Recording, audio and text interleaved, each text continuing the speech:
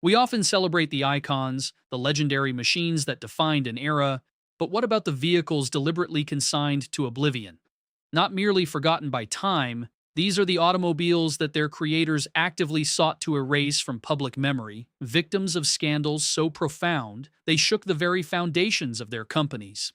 Beneath the gleaming paint and promising specifications, some models carried the heavy burden of catastrophic corporate misjudgment, fundamental engineering flaws, or ethical oversights that proved unforgivable. Their stories are not just tales of a car's failure, but chronicles of ambition colliding with reality, leaving indelible marks on manufacturing practices and regulatory landscapes.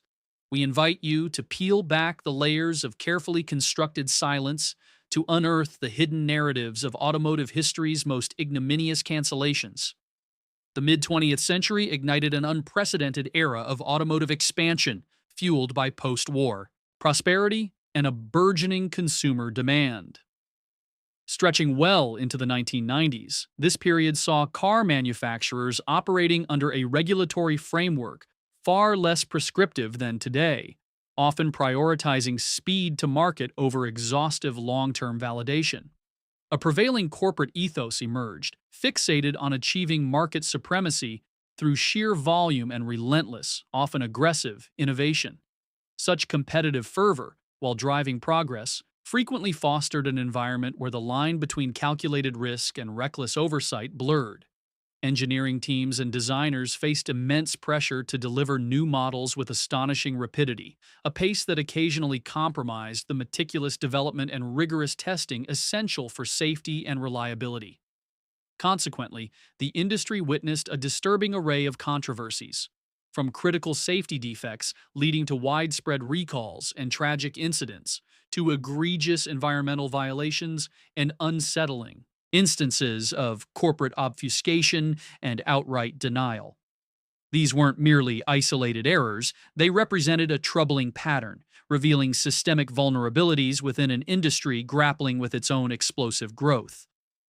Among the more infamous chapters of this era, few vehicles encapsulate the tragic consequences of design priorities quite like the Ford Pinto. Its very existence and subsequent demise became irrevocably tainted by scandal. By the early 1970s, a new competitive front had opened in the automotive world: the rising tide of efficient, affordable Japanese subcompacts. Eager to counter this influx, Ford rushed the Pinto into production, aiming for a car that was compact, lightweight, and, crucially, cheap to manufacture. However, this aggressive pursuit of economy and speed to market led to a critical engineering compromise. The Pinto's rear-mounted fuel tank was positioned perilously close to the rear axle and bumper, offering minimal protection. In even moderate-speed rear-end collisions, the tank was highly susceptible to rupture, leading to catastrophic post-collision fires. Disturbingly, internal documents later revealed a chilling cost-benefit analysis by Ford, which seemed to weigh the expense of a full redesign and recall against the projected costs of lawsuits from burn injuries and fatalities. This known flaw tragically materialized on America's roads. Numerous rear-end impacts transformed the unassuming Pinto into a public safety nightmare, leaving a trail of fiery wrecks and profound human loss, forever cementing its place as a stark warning in automotive history. Such devastation ignited a firestorm of public outrage that swept across the nation. The media, sensing a story of corporate negligence, turned its full attention to the Pinto. News reports meticulously detailed the design flaws and tragic outcomes, transforming isolated incidents into a national scandal. The narrative of an uncaring corporation prioritizing profit over safety fueled deep public distrust. This intensified scrutiny inevitably led to the courtroom. Ford faced a cascade of civil lawsuits, numerous wrongful death claims, and personal injury cases. The legal pressure culminated in an unprecedented criminal indictment for reckless homicide against Ford Motor Company, a watershed moment in corporate accountability. Regulators were compelled to act decisively. The National Highway Traffic Safety Administration, NHTSA, launched a thorough investigation into the Pinto's fuel tank. Faced with overwhelming evidence and public pressure, the automaker reluctantly initiated a recall of 1.5 million Pintos and Bobcats, solidifying the public's perception of prior inaction. That initial dismissive posture and perceived corporate callousness only exacerbated public anger. The scandal inflicted severe, lasting damage to the company's reputation, linking the Ford Pinto with a fatal design flaw and ultimately leading to its ignominious removal from the market. While the Pinto incident cast a long shadow over Ford, General Motors would soon find itself embroiled in its own significant engineering controversy. The early 1980s saw the introduction of GM's X-Body platform, a bold new venture into front-wheel drive compacts comprising the Chevrolet Citation, Pontiac Phoenix, Oldsmobile Omega, and Buick Skylark. These vehicles were initially lauded for their modern packaging and fuel efficiency, a direct response to changing market demands. Designers believed they had perfected the architecture, creating a versatile and competitive platform. However, a critical design flaw quickly emerged: a dangerous propensity for the rear wheels to lock up prematurely during braking. This wasn't merely an inconvenience. In panic stops, especially on wet or uneven surfaces, this defect could lead to a sudden and violent loss of vehicle control. Internal reports from GM's own staff allegedly highlighted these serious braking issues early in development, but these warnings were reportedly marginalized in the haste to bring these high-volume models to market. Consequently, this pervasive technical failure translated into a disturbing pattern of real-world accidents, injuries, and a rapidly escalating volume of consumer complaints, drawing intense scrutiny from safety advocates and government agencies alike. The mounting evidence of severe braking defects swiftly escalated the situation.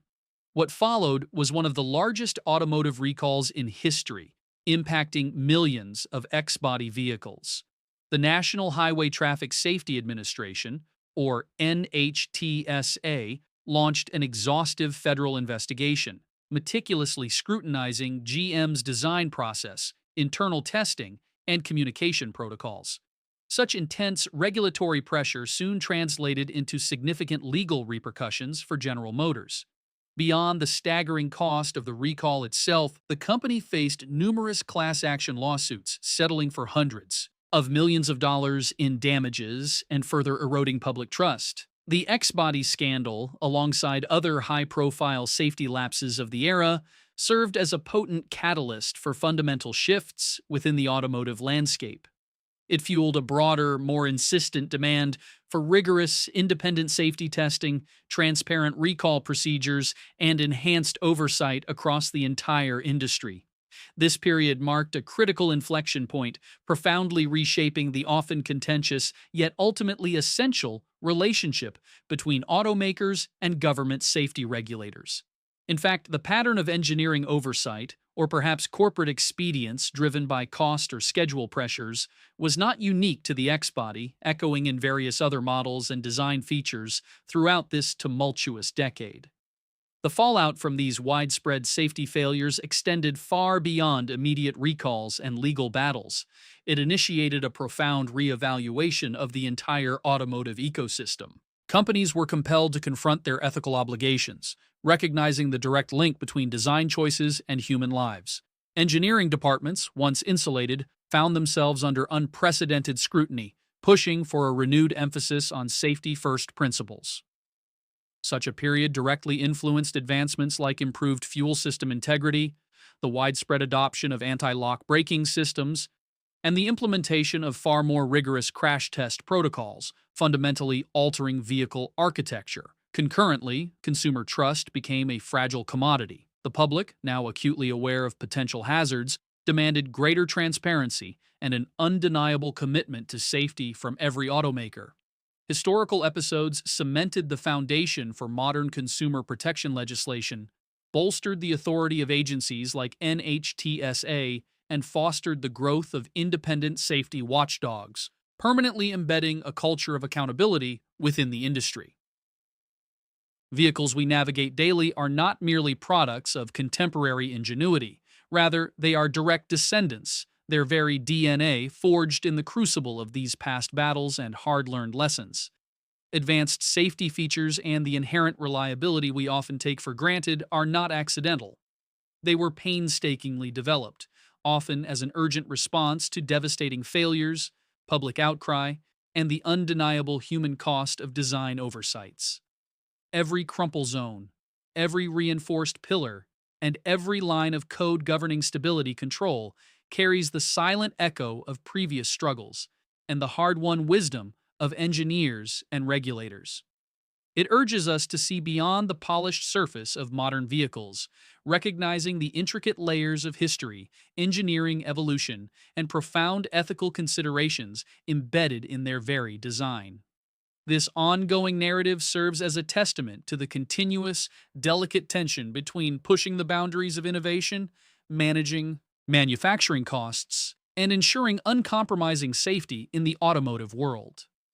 As you gaze upon the vehicles that populate our roads today, reflect on the unseen stories and silent struggles that continue to shape the machines of your daily lives.